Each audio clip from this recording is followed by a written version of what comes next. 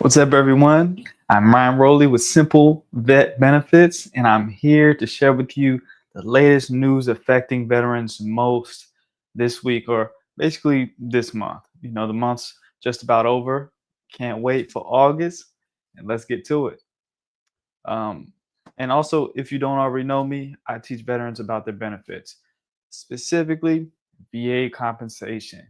So, if you're looking for more information, if you're looking to increase your rating, if you're looking to get more knowledge, figure out what to do during denials, if you want the latest news on VA claims, check out Simple Benefits to YouTube channel.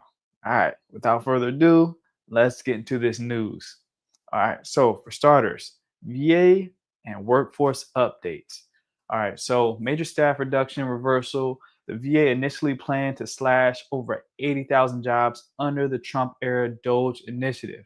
Now, after public pressure, they've scaled back to 30,000 reductions via attrition, early retirements, and resignations, and canceled mass layoffs, which is good. I mean, still a good amount of people getting laid off, unfortunately, but it's a lot less.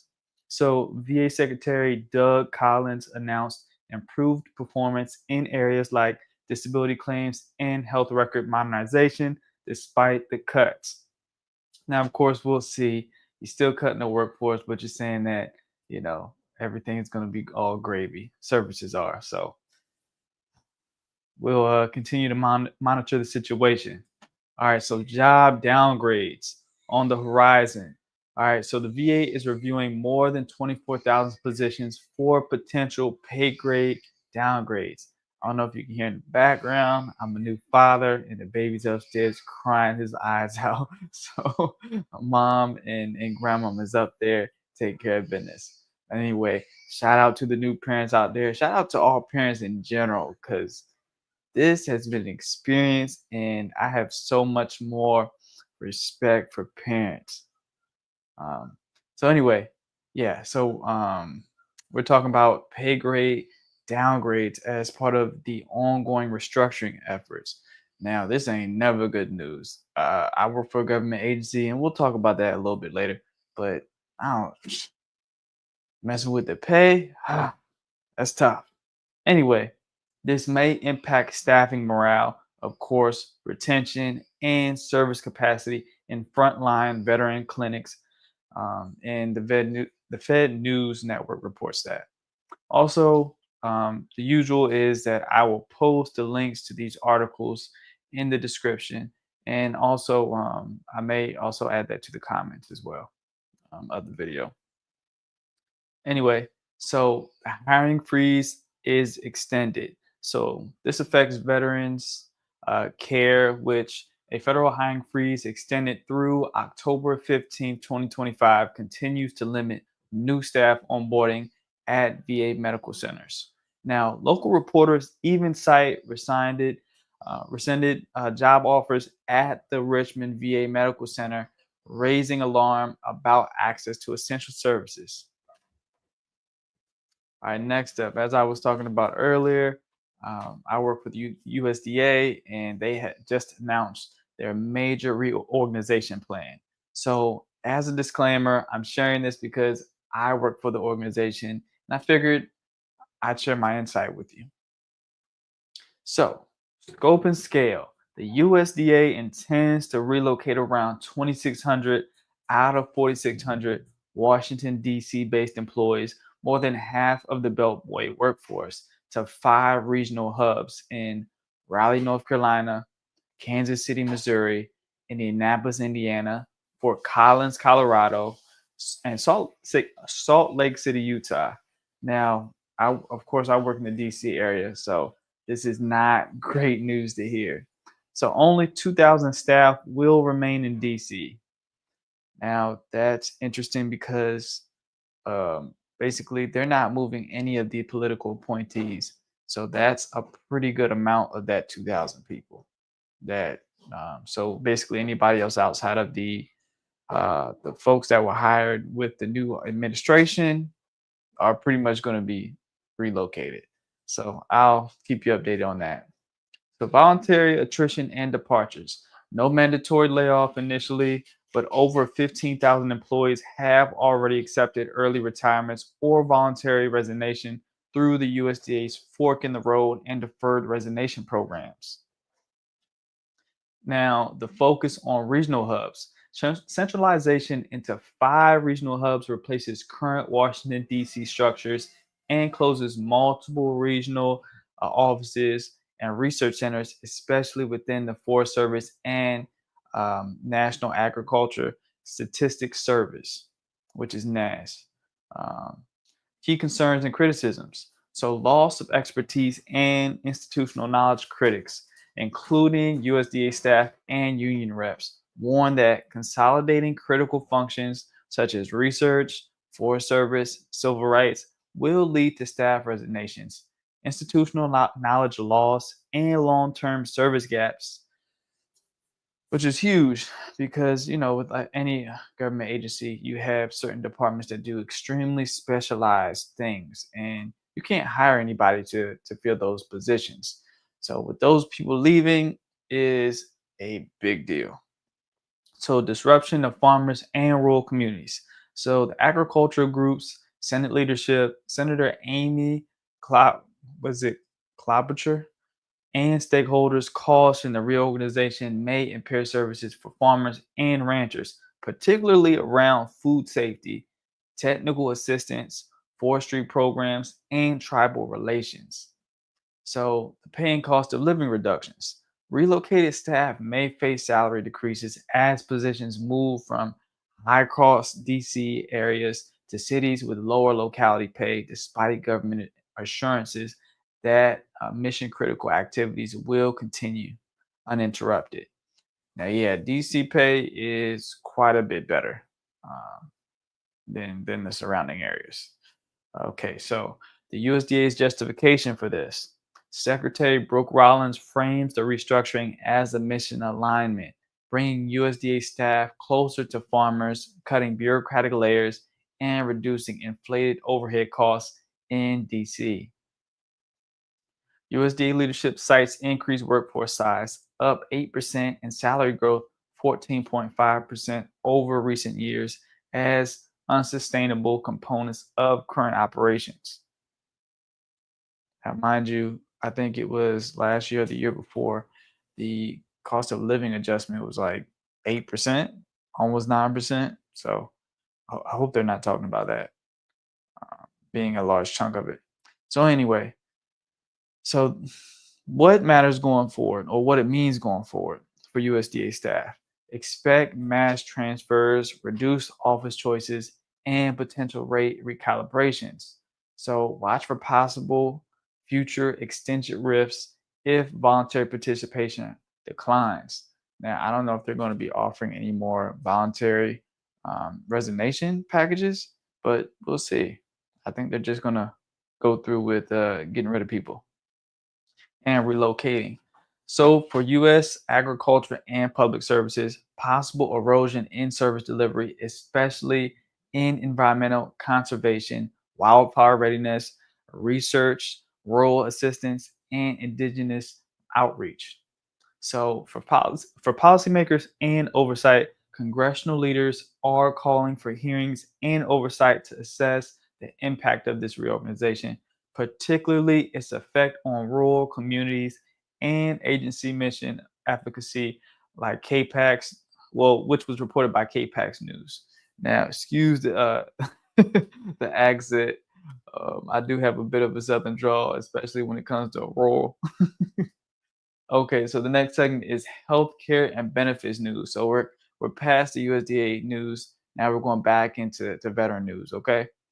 All right. So um, double billing crackdown investigation uncovered $106 million in dispute claims and duplicate claims by providers billing both VA and Medicare for the same care across 5.9 million veterans. This is crazy huge, y'all. All right. So VA and CMS have launched a joint effort to recover overpayments and tighten oversight, a win for taxpayers and veterans alike. And that was reported by The Sun. Now, next up, The cost of living adjustment, also known as COLA. The VA disability compensation received a 2.5% COLA increase starting with July 2025 payments. So if you haven't seen it, make sure you double check and ask some questions if you haven't. Also, an important note: if you have dependents, if you got married, if you have kids, just like me, I got a newborn, I got to add them to my profile so I can get that increase for having a dependent. All right, make sure you do that as well. All right, so veterans rated at 100% without dependents may see an increase of approximately $93 a month. So a little bit more of a bump. And that was reported by Veteran Affairs. All right, so access and concerns. So, Stanford VA clinic closure rumors. The community based outpatient clinic in Stanford, Connecticut faces potential lease expiration and closure by September 2025. So, local officials and lawmakers warn elderly veterans and those requiring frequent care could be forced to travel far for routine services.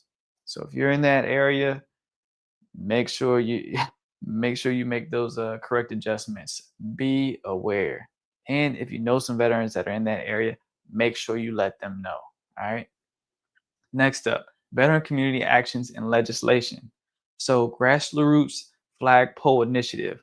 The flag bray event saw Iowa cyclists installing free American flag poles at veteran homes as a patriotic gesture. Now that's dope. The program raised over 63,000, well, 6,300 in Michigan in memory of a veteran affected by burn pit exposure under the PACT Act. That is awesome. All right, so veterans transportation support. A $5,000 donation from Tight Lines for Troops will boost a DAV sponsored van program in Michigan, helping transport 60 to 80 vets monthly to medical appointments, bridging a critical gap in veteran healthcare access. Senate, uh, and that was reported by the Senate Veterans Affairs. That's awesome. Veteran Affairs Committee. That's fantastic. Always great, putting money in good places where it's actually helping people. All right. All right. So Run Lake Ann honors PACT Act veteran. Um, so in Michigan, the Run Lake Ann event raised $6,300 in support of veterans and honor a fallen PACT Act beneficiary. The funds were donated on July 24th to local VA programming in memory of an affected veteran. Now, we just talked about that, but just a little bit more insight. Um, all right, so the next segment is legislative pipeline. All right, the Veteran Affairs Committee advanced 25 bills through July, introducing the Access Act to expand VA home loan protections for service members. I also go over in a separate video, over the 7 bills that I think mainly or mostly affected veterans. So make sure you check that video out. Let me see. And the folks that's tuning in, sound off where you're tuning in from. I'd like to know. So next up, appeals, benefits, and exams. The Board of Veteran Appeals milestone. So the board celebrated its 92nd anniversary on July 28th and surpasses 92,000 completed appeals this fiscal year, a record-breaking pace for disability and benefit decisions. So yeah, that's huge. I'm glad they're still breaking records because, of course, more claims are coming in, especially with the PACT Act. Um, so yeah, that's great news to hear. Um, New legislation, medical disability exam reform. Okay, so Senators Blumenthal and Murphy introduced a Medical Disability Examination Improvement Act to streamline VA medical exams. Whew, I don't think I've heard any changes about exams in a long time. So this is cool. So this includes funding more examiners, improved examiner training, and boosting access for rural veterans, especially crucial as over 2.5 million exams were handled between October 2024 and June 2025. Yeah, so exciting stuff. Um, yeah, if they're providing training for more folks to do these exams, I'm all for it because ain't nothing like basically this being outsourced to a doctor that wasn't a veteran, has no idea uh, yeah, the veteran experience, and just pushing you through the system just to collect that check. So thank goodness, and having that more training, awesome stuff. All right, so next segment is important policy and legal news. Supreme Court ruling, benefit of the doubt standard, which is in Birkin, is Buffkin versus Collins. The Supreme Court ruled that appellate review of VA benefit decisions must use a clear error review standard for benefit of the doubt determinations, clarifying how judges should assess direct evidence in disability claims.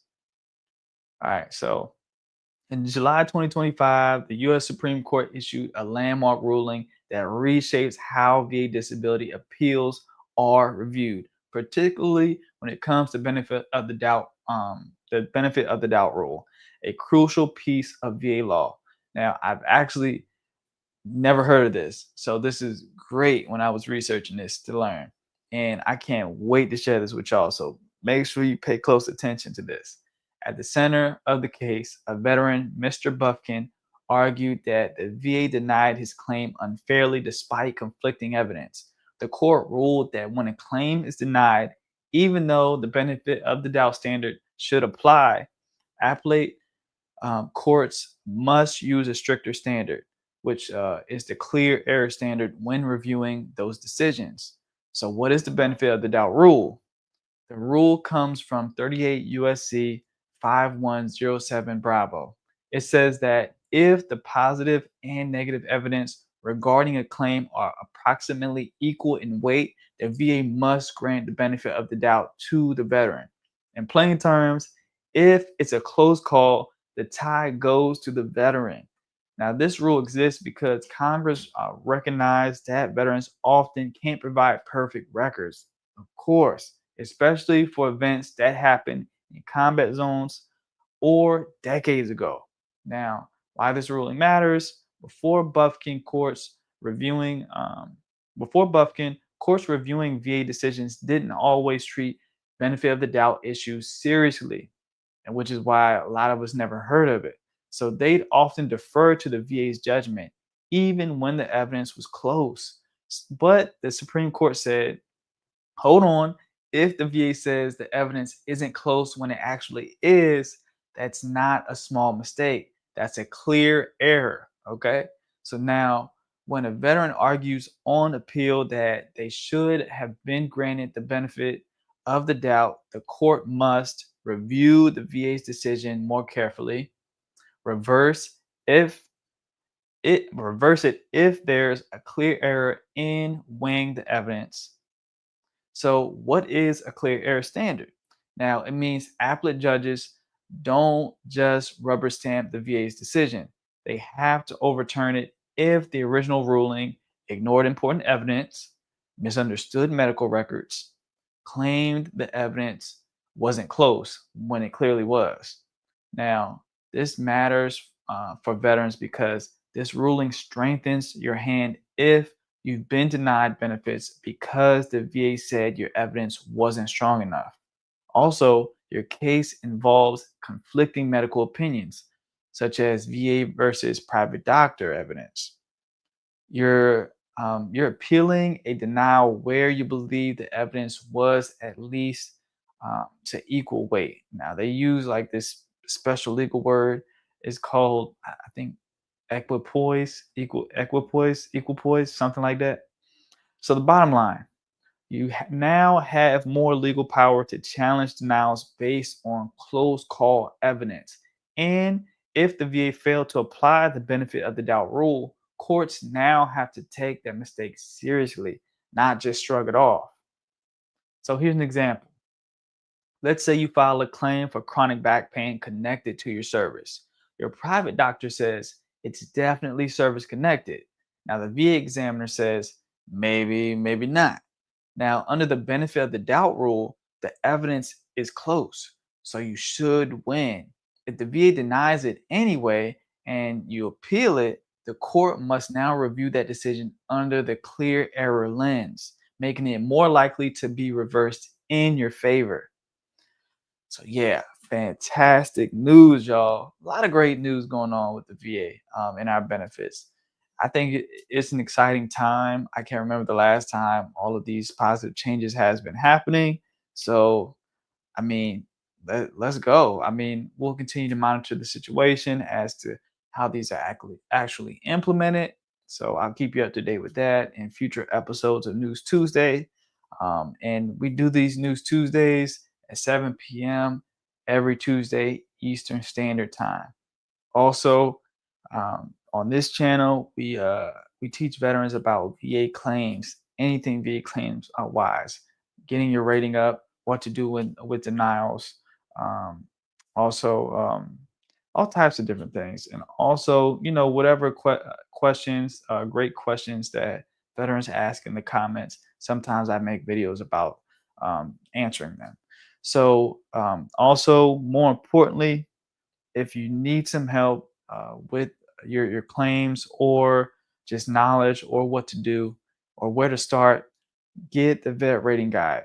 It's a program I created to help veterans through this process, navigating it, learning how to hold your VSO accountable, um, hold your attorney accountable, how not to get screwed over, how to even switch your VSO or attorney if they're not functioning correctly.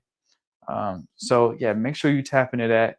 Check out the Vet Rating Guide. I'll post a link in the description of the video and in the comments. And yeah, if you join, welcome to the family. Shout out to everybody that watched this episode, and I appreciate y'all. And shout out to the parents out there. Like I said earlier, I got a whole new respect for y'all. So, all right, take it easy, y'all.